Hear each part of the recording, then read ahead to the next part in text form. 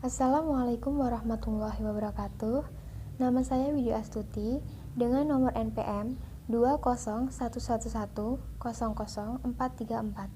Saya dari kelas E, jurusan Pendidikan Guru Madrasah Ibtidaiyah, Fakultas Tarbiyah dan Keguruan, Universitas Islam Negeri Raden Intan Lampung. Kali ini saya akan membahas mata kuliah Budaya Nasional Indonesia dengan materi Wujud Akulturasi Kebudayaan Agama Islam di Indonesia. Sebelum Islam masuk dan berkembang, Indonesia sudah memiliki corak kebudayaan yang dipengaruhi oleh agama Hindu dan Buddha. Dengan masuknya Islam, Indonesia kembali mengalami proses akulturasi. Akulturasi sendiri merupakan suatu proses sosial yang timbul manakala suatu kelompok manusia dengan kebudayaan tertentu dihadapkan dengan unsur dari suatu kebudayaan asing. Kebudayaan asing itu lambat laun diterima dan diolah ke dalam kebudayaan sendiri tanpa menyebabkan hilangnya unsur kebudayaan kelompok itu sendiri.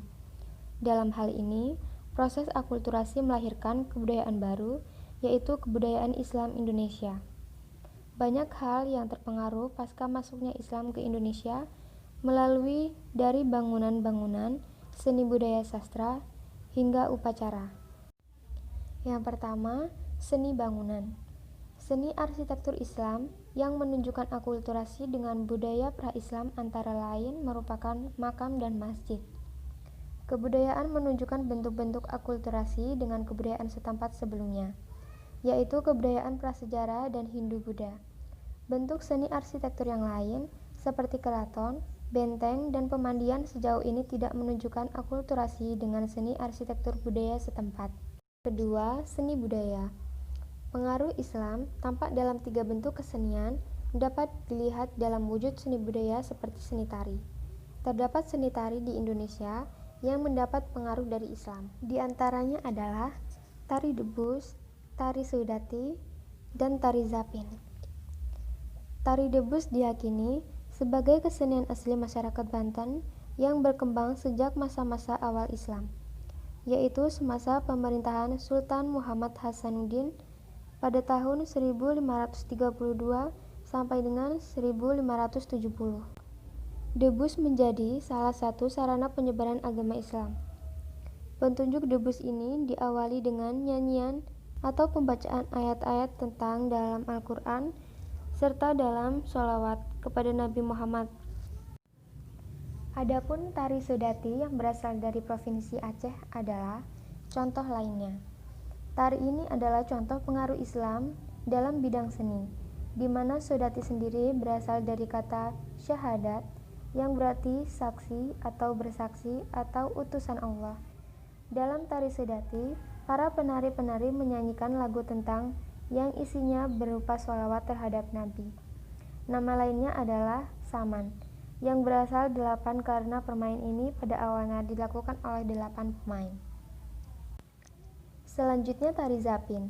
Tari Zapin adalah contoh tari lainnya yang mendapat pengaruh Islam, tepatnya dari Arab, Persia, dan India sejak abad ke-13.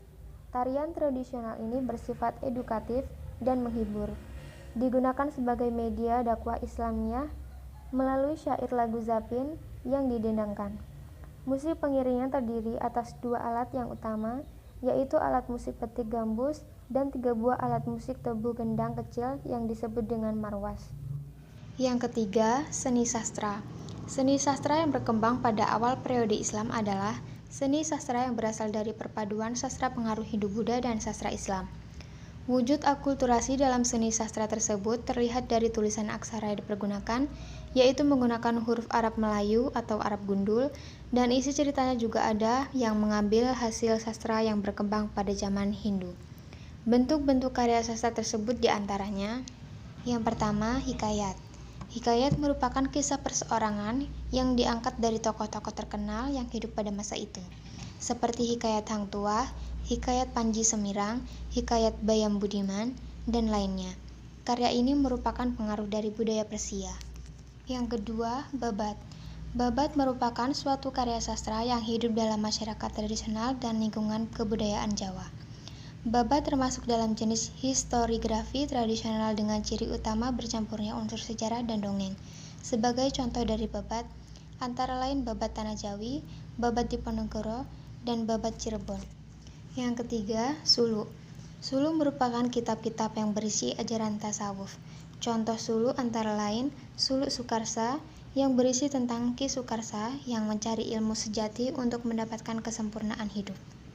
Suluk Wajil berisi tentang kumpulan nasihat Sunan Bonang kepada Wajil, seorang pertumbuh kerdil bekas abdi dalam atau punggawa Majapahit. Yang keempat, sistem kalender.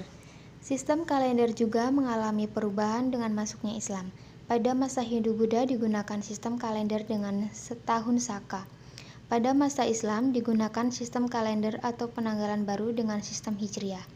Kalender Hijriah diawali dengan bulan Muharram dan diakhiri dengan bulan Zulhijjah. Perhitungan 1 tahun dalam Islam adalah 12 kali siklus bulan yang berjumlah 354 hari, 8 jam, 48 menit, dan 36 detik. Itulah sebabnya kalender dalam Islam 11 hari lebih pendek jika dibandingkan dengan kalender Masehi dan kalender-kalender lainnya yang didasarkan pada pergerakan matahari atau solar kalender. Hal ini pula yang mengakibatkan sistem kalender Islam tidak selalu datang pada musim yang sama. Yang kelima, tradisi dan upacara. Terdapat tradisi dan upacara yang merupakan perpaduan antara unsur-unsur lokal, Hindu-Buddha, dan Islam yang mengalami proses sinkretisasi. Yang pertama, tradisi ziarah. Tradisi ziarah adalah kebiasaan masyarakat Islam yang mengunjungi tempat-tempat keramat berupa makam raja atau orang-orang penting pada hari-hari tertentu yang dimakamkan di halaman masjid. Ritual tersebut serupa dengan ritual yang dilakukan pada bangunan candi yang dianggap keramat. Demikian pula dengan makam raja-raja atau sultan oleh masyarakat dianggap sebagai keramat yang memiliki kekuatan magis.